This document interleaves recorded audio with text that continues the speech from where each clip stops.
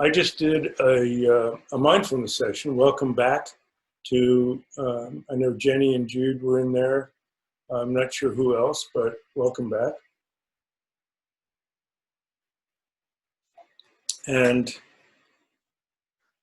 so we're all calmed down, and we can start this session just with a little settling practice, just doing a little bit of breathing.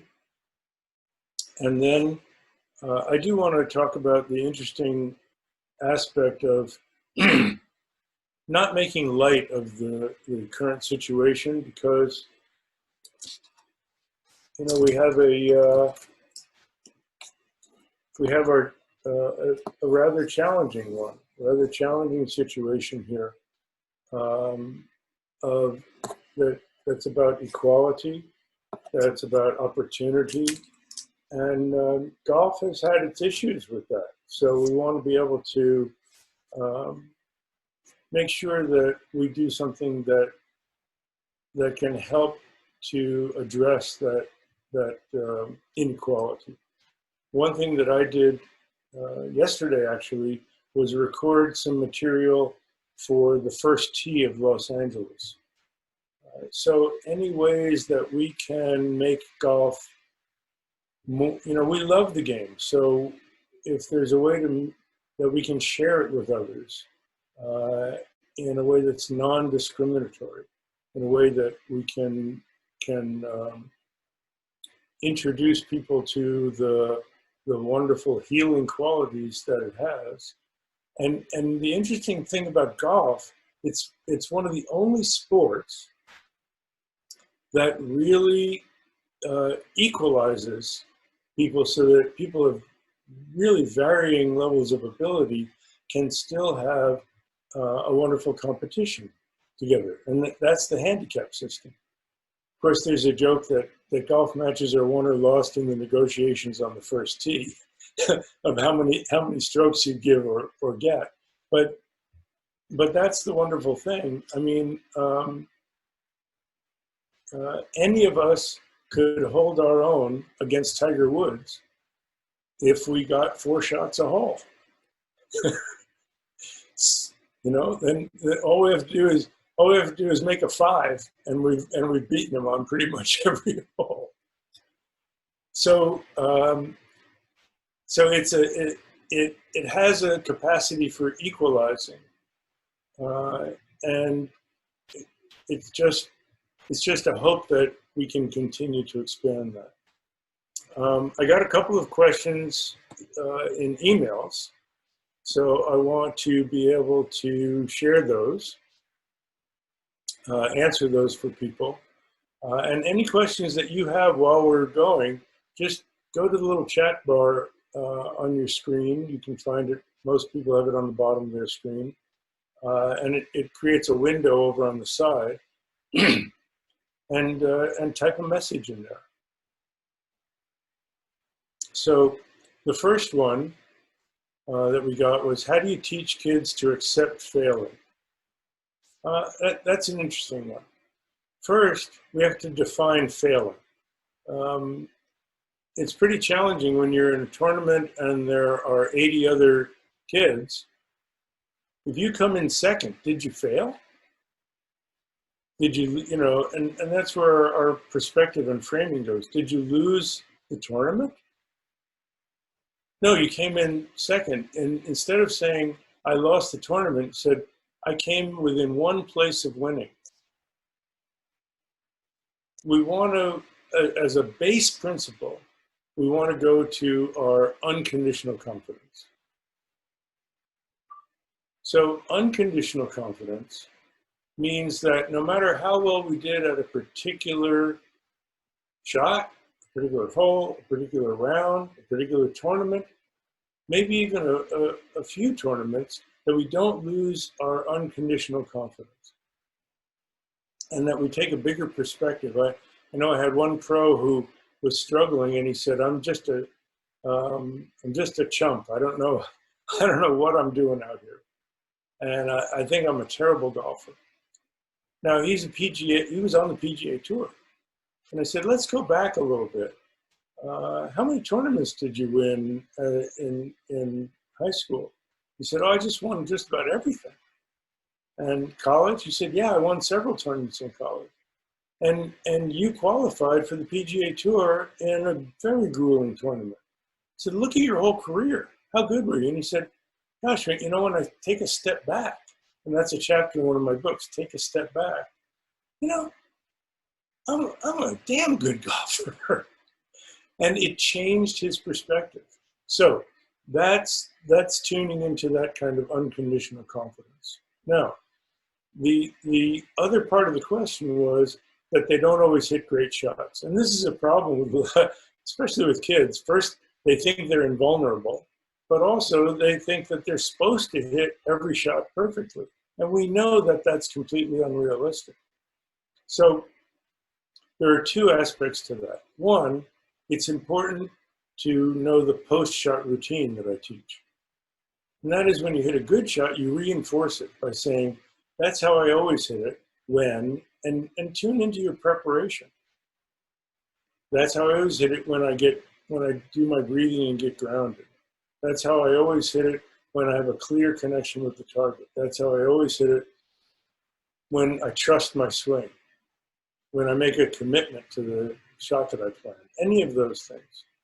Now, most of our shots are not great shots, but a lot of them are usable.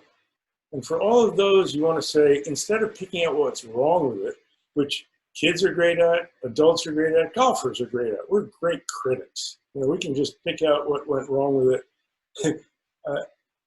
You know, I've had people hit shots that on a 170-yard par three, and they end up 10 feet left of the pin, and they go, oh, I pulled it. Come on, you hit a great shot. So on those, instead of saying what's wrong with it, say, oh, that was close. And then if it really was a bit off, just make a rehearsal swing a replacement swing, not a rehearsal, a replacement swing that erases and replaces the swing you made with just a little bit better swing, and say, oh, if I'd hit that one, it would have been great. And then finally, we all hit stinkers once in a while. That has nothing to do with our swing. Something mental always gets in the way. So in that case, you go, literally, what was I thinking? Or where did that come from? And you go back and reflect on your preparation and your commitment in your swing and say, yep, never trusted that one. Okay, and make a trusting swing, again, erase and replace. So you never leave the spot of a bad shot with a bad swing. Now, the other thing for kids to explain, you know, when they don't hit great shots, is changing the level of expectations. They're unrealistic. They see great golfers at the top of their game on Sunday afternoon when play starts happening again, hitting shots within 5 feet of the pin. And they think that's what they're supposed to do all the time. Well, the PGA Tour average from 125 yards, and these guys have a gap wedge or a sand wedge in their hands. With a gap wedge, their average distance is almost 7 yards. It's almost 21 feet. And kids don't even believe that. But you can show them the stats. That's how it is. So expand your circle of acceptance. Expand what a good shot is. Yes, a great shot is within a few feet of the pin. But anything in your dispersion pattern, in your area, and this is the important thing to teach them. I shared this with Christy Kerr, and it really changed her whole game. It really catapulted her to #1 in the world. And it changed the perfectionist attitude of I need to always hit a great shot to understanding that in golf, you aim at a spot, but you play to an area. Even the greatest golfers have a dispersion pattern. Otherwise, all their shots from the fairway would go in the hole. So you aim at the spot, but you play to an area. And as soon as you accept that area, you relax a tremendous amount. If I tell you to stand 20 feet from your dining room table with a teacup in the middle and say, toss a quarter in the middle of that, and if it doesn't land in the cup, it wasn't a good shot, you're going to get uptight. But if I say, toss it towards the cup, and anywhere it lands on the table is a good shot, you're going to go, oh, that's easy. I can do that with my other hand. I can do that without even thinking about it. Yes, that's the idea. You can do it without thinking about it. And that's how we want to swing a golf club. Another part of this next part of this question is, how do you get yourself out of the funk of a few bad shots in a row? Well, first of all, stop the bleeding by doing the post-shot routine. If you hit a bad shot, do the erase and replace and feel the difference and be aware. Tune into what was my preparation? What was my level of commitment on that shot? And change your intention, your level of commitment and your preparation, and improve it on the next shot. If you've hit a few of the same shots in a row and you feel like you really did your preparation, it may be your setup. It may be where you're aiming. You hit a bad shot, but it turned out it was actually a good shot. You weren't aimed where you thought you were. So check your static fundamentals. But always work on addressing that rather than beating yourself up for the bad shot. And it's really true. Sometimes we hit several of the exact same shots in a row. So what's going on there? We have to discover that pattern. And if you've paid attention to your game over a long period of time, that pattern may be a familiar one. If you notice your patterns, your tendencies, then you want to also be aware of what you have done in the past to adjust for them. And if you know that, I keep it on a little card in my bag. If I see that pattern, I go, that looks familiar. But I can't remember what I did to fix it. Oh, there it is, boom. You put it into your pre-shot routine in your rehearsal swing after you've replaced it on the bad shot before that. Okay, next question. This will be fun. How do you try to keep the anxiety level of a casual tournament? Actually, I think this came in backwards. How do you want to keep the lower anxiety level of casual tournament when you get into a big tournament, like a national championship? And, often people say, well, going to that tournament like you're playing with your buddies on Sunday. I'm terribly sorry to disillusion you. You can't.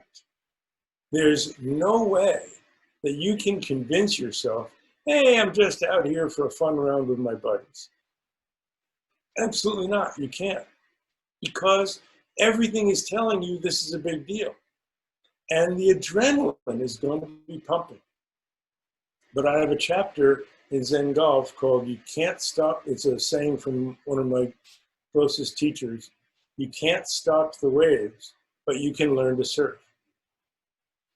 The idea is to acknowledge that energy, acknowledge your nervousness, but instead, that adrenaline can be interpreted as worry, as anxiety, or as excitement and energy.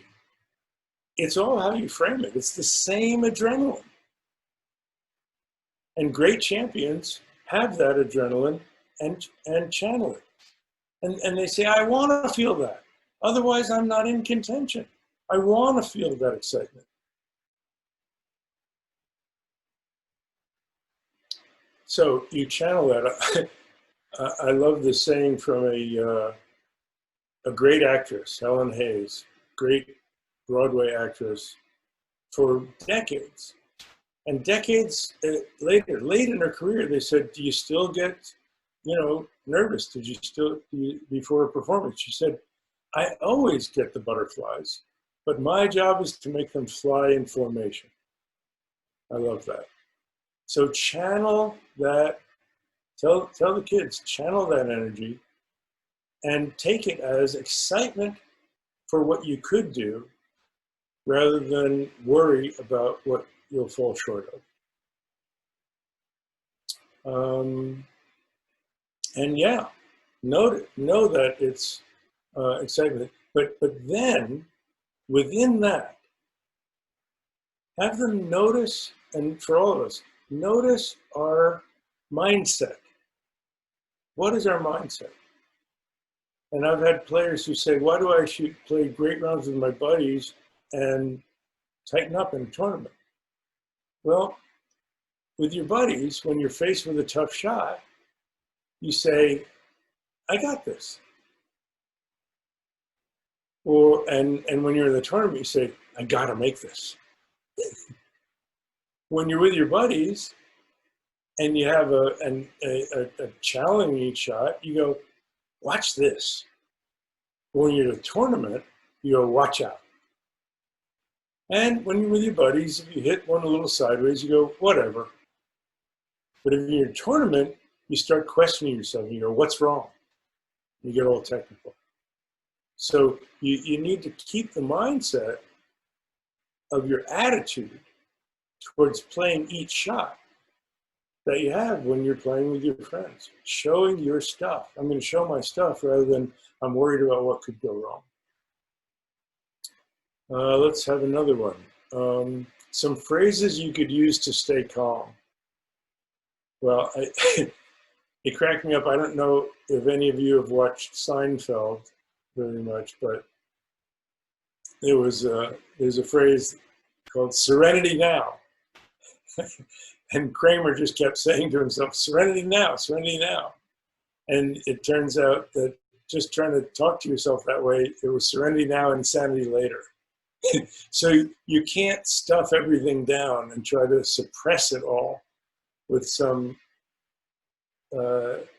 talking yourself into being calm. That kind of connects with the previous comment. But you can use your breathing. And so one of the best sayings, and I had a player who started working with me, and he said, he called me and he said, I got to confess, I overheard you talking to one of the other players, and I stole what you said. I said, it's not stealing. He said, well, I used it, breathe it down, feel the ground. So before every shot, I took that full breath in, and as I breathed out, everything settled, and I felt the ground. And there have been studies about breathing that connect with our nervous system. Breathing in excites the active nervous system. Breathing out excites the relaxing part of the nervous system. I don't remember the technical terms, sympathetic, parasympathetic. I don't remember all the technical. But breathing in pumps us up. Breathing out settles us down. So we can use both before a shot. Breathing in to rouse our confidence, and then breathing out to get us grounded. And take a little longer on that out breath. Make sure it's all the way out before you walk forward into the shot. Because all the way out is when we get quiet. Let's see. And I gave you some of those other phrases just to change your mindset by using those phrases to talk to yourself that way. Self-talk is important. But I think the best one for staying calm is connecting with your breathing. And you don't want to be too calm. I had a player who said, I tried to suppress all of my feelings and not get emotional about anything on the round. And it was the worst round I played in a long time. I said, yeah, you don't want to suppress your feelings. You want to channel them. If you suppress your feelings, you are not feeling anything. You're numb. And if you're numb and don't have any feel, how can you play golf? You're trying to play golf with no feel? Forget about it. So you want to feel. And if you hit a bad shot, don't try to pretend you're not upset. Get upset and then get over it. Take another breath. Erase and replace and say, okay, what's next? And I actually had I have some young students who carry one bad hole with them for a few more holes. What I tell them to do is actually turn around, face the green that you just walked off of, and slam the door. Just not a real door, but just make the motion with your hand and slam the door. And you kind of get some of that anger out, and you close the door on what just happened, turn around, and walk into the next shot fresh. So slam the door, and you're done. The first time I taught it, I said just close the curtain on it. But I don't think that was active enough for a lot of kids. They feel much better getting to slam a door. So slam that door. Okay. Next question. Frustrations that don't come directly from the game. The story is that this golfer gave his friend a ball to borrow, and then they both hit their shots on their line of sight, but they magically disappeared. So they were very frustrated. And ironically, they had hit such good shots that they'd gone past the green and found their ball on the way to the next tee. So first thing about lending your friend the golf ball, make sure you bid it a fond farewell. You know, don't expect to get it back. And in fact, even your own golf ball, this is a lesson I gave to Anthony Anderson, the actor. I said, before you hit the shot, if you're worried, he said, I don't know, should I tee up a new ball, an old ball? I said, whatever ball you tee up. If you're worried about losing it, that's going to interfere with your swing and you're more likely to lose it. So just say, you know, say to the ball, hey ball, it's been swell, but it's okay if I never see you again. And that should free you up. You know, so long. If we meet again, that would be great. But if not, it's been swell. Something like that. I think you'll have a lot better time. And definitely, if you're lending your friend the golf ball, have no expectations about getting it back. It's, you know, the second part is an old Zen. It's an old saying from a Buddhist text from 500 AD. And that is, if there's something that you can do about it, there's no need to worry. If there's nothing you can do about it, there's no point to worry. So that should take care of all the worrying. And yeah, it's always frustrating to feel like we hit a great shot and then we can't find the ball. But that happens. We actually have a term for it in golf. It's called the rub of the green. And that is the unexpected happens when we're out there. And we have a term for it in life. That's the way the ball bounces. For all you know, you could have hit a shot that went right to the middle of the green, and in front of the green, it hit a sprinkler head and bounced over it and into the bushes, and you'll never find the ball again. That's golf. That's what happens. So take it as part of the game. And you know, the good news is you both lost your ball. So call the whole square. Okay, let's see what we have next.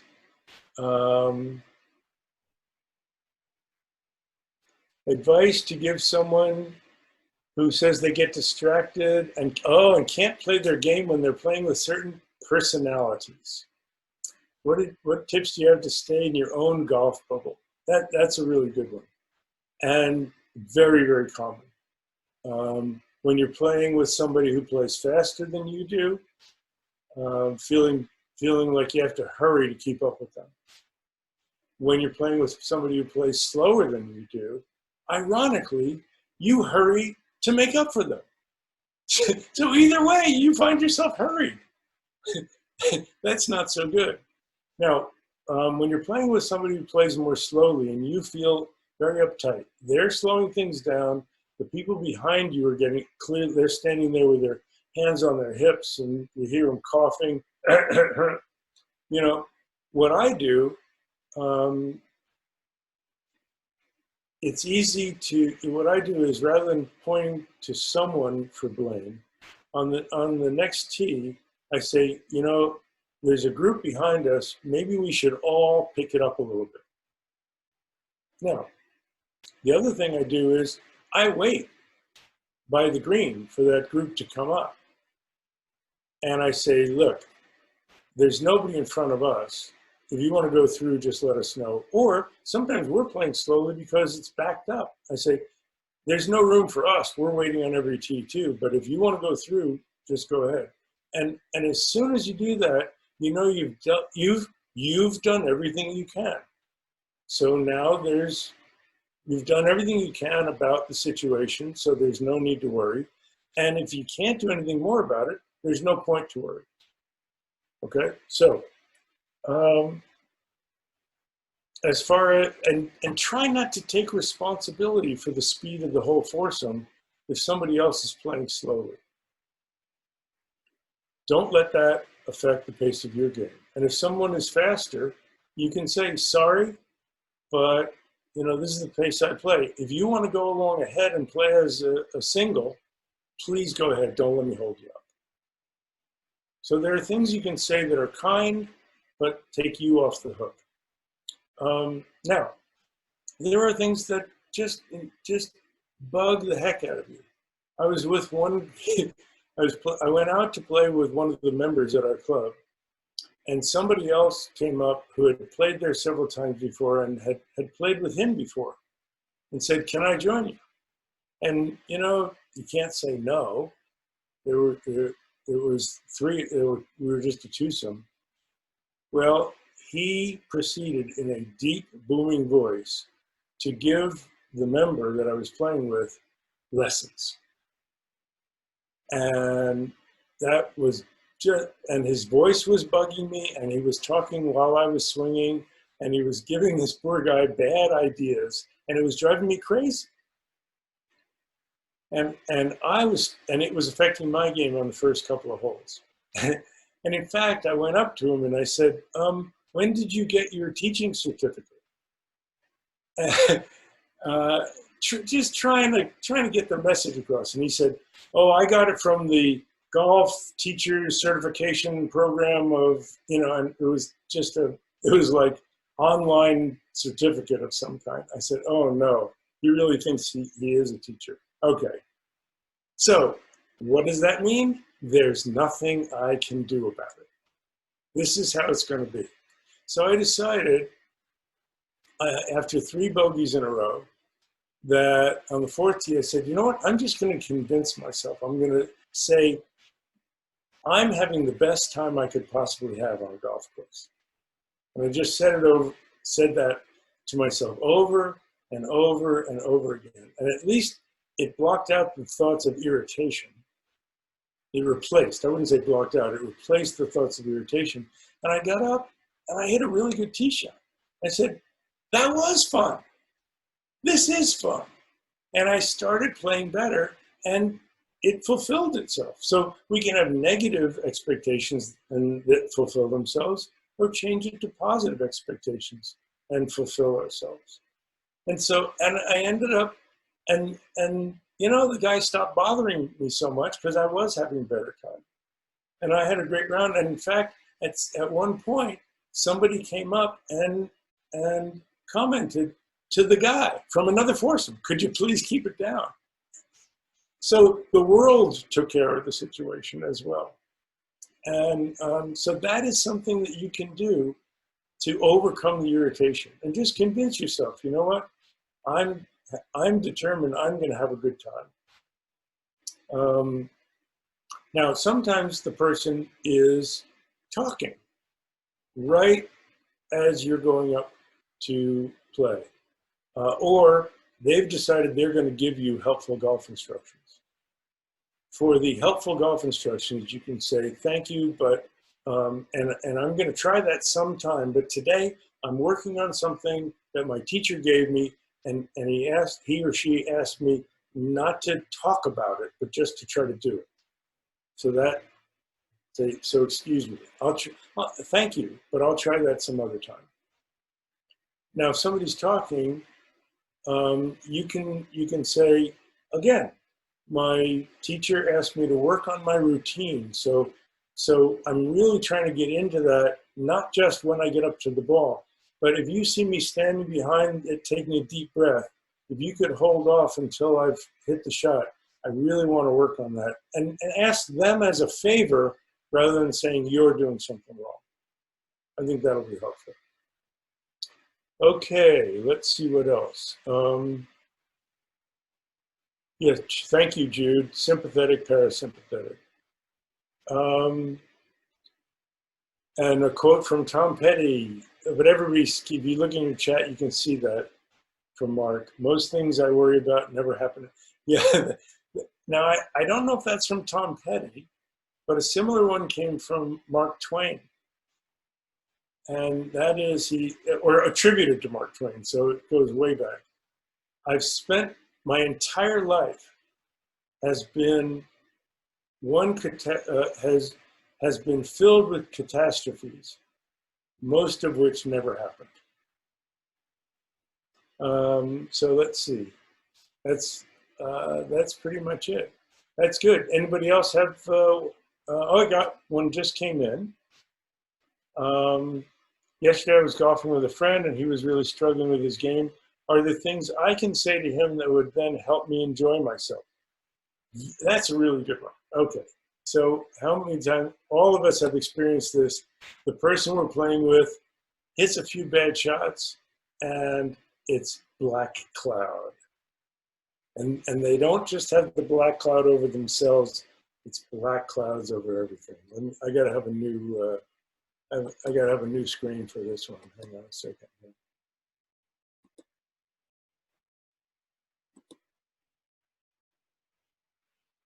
Here we go.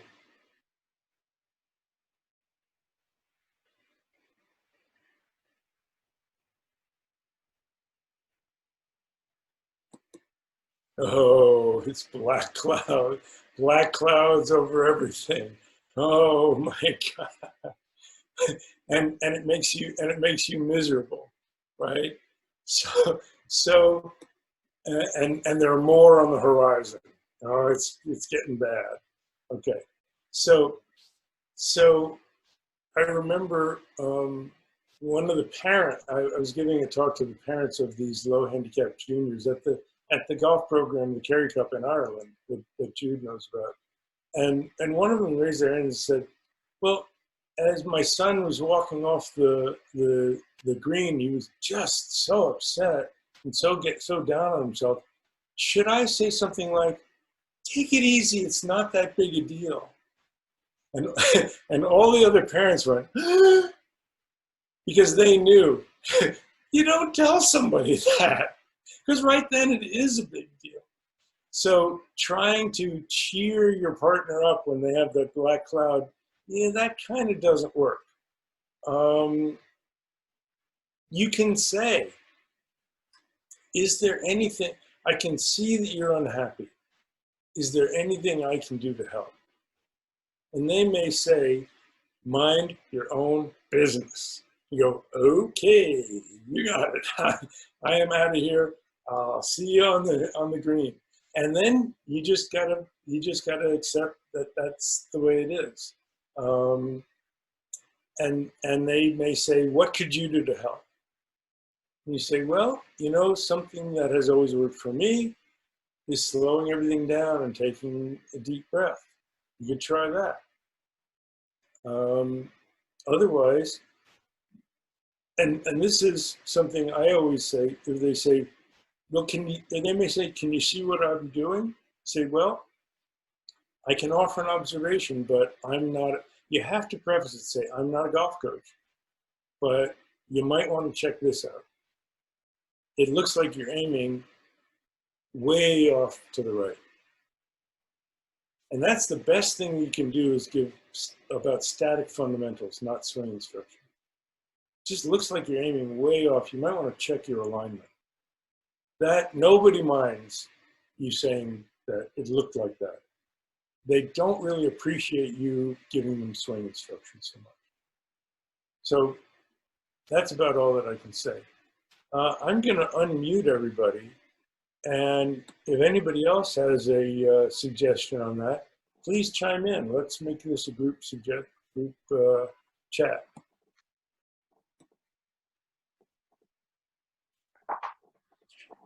I'm going back to Ireland. I forget what the question was. Hi, Peter and Kathy. Hi, Joe. Dr. Joe, how are you, man? I got it. Peter and now Kathleen, I got to say, it says Kathy on your. Kathy's good. Kath is not. Yes, I got it. Okay, good. Well, then I said Kathy. Good. So Dr. Joe, I want to introduce you to our friend Barbara Hunter. Hi, Barbara.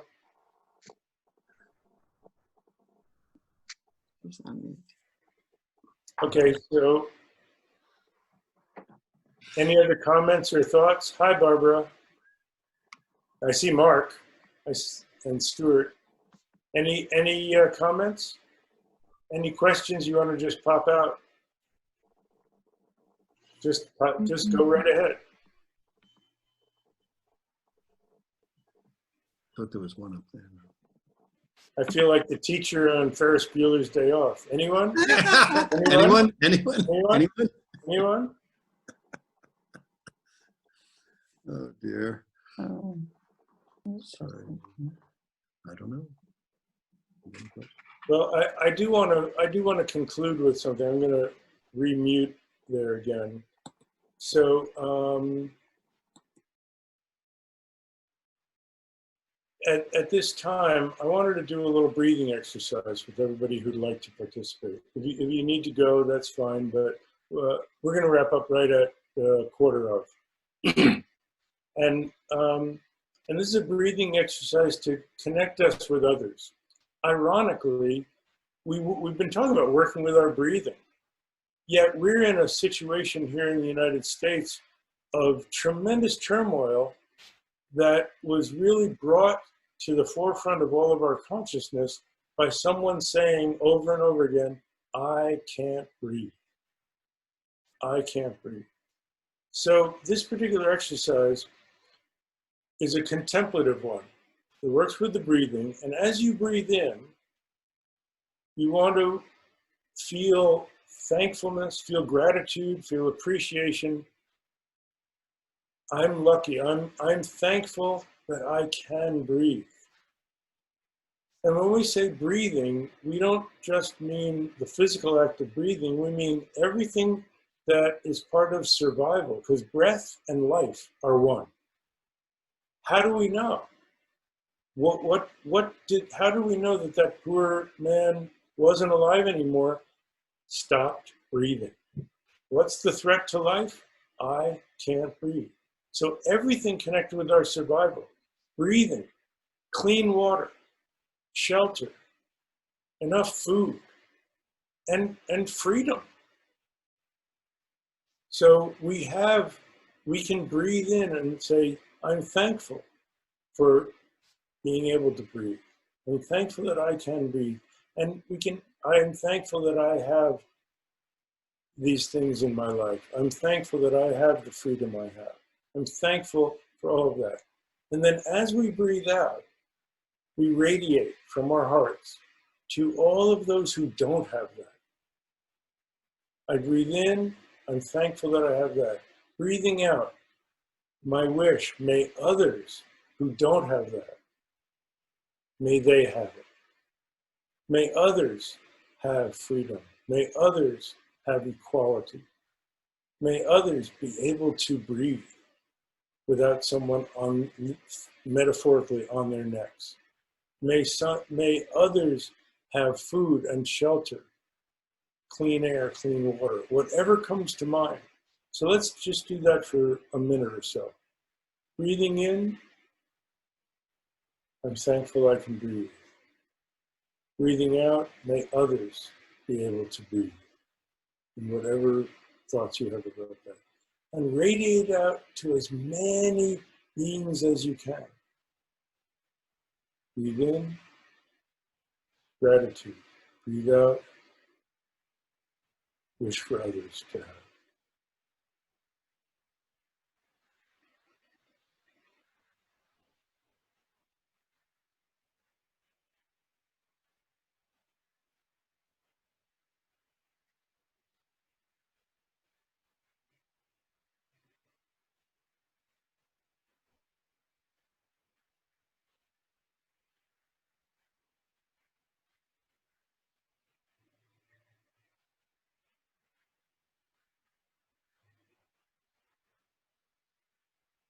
And breathe in and be thankful for the love and kindness you've received in your life. And breathe out and radiate that out and wish that all beings receive love and kindness.